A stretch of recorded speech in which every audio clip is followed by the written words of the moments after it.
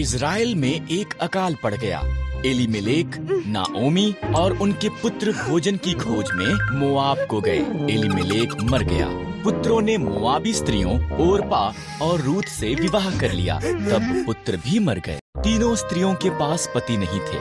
जब इज़राइल में अकाल समाप्त हो गया, नाओमी ने घर जाने का फैसला किया। मोआब में ही रहो। उसने अपनी बहुओं से कहा, ये तुम्हारा घर है। ओरपा वहीं रही, पर रूथ ने कहा, जहाँ भी आप जाओ मैं जाऊंगी। आपके लोग मेरे लोग होंगे, आपका परमेश्वर मेरा परमेश्वर होगा। रूथ और नाओमी इकट्ठे वापस इज़राइल को गईं। ये इज़राइल में फसल के कटने का समय था। नाओमी ने रूथ से कहा कि वो जाकर खेत में काटने वालों के पीछे फसल को बीन ले। खेत एलीमेलेक के संबंधी बोअज का था।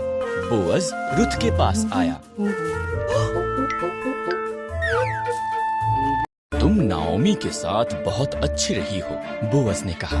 घर छोड़ना मुश्किल रहा होगा। परमेश्वर तुम्हें आशीष दे। उसने रूथ को भोजन दिया और अपने जवानों को उसकी देखरेख करने को कहा।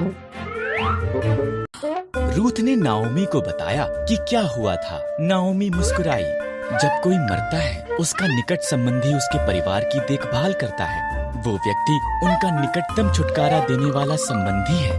बोअज हमारा निकटतम संबंधी है, उसके निकट ही रहना। इसलिए रूथ बोअज के निकट रही। वो हर दिन उसे और ज्यादा पसंद करने लगा।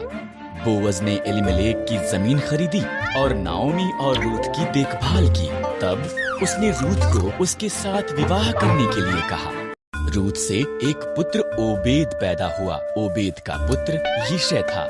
यिशै का पुत्र दाऊद था और दाऊद इज़राइल का महान राजा बन गया। इसलिए परमेश्वर ने रूथ को आशीष दी, ठीक जैसा कि बोअज ने प्रार्थना की थी।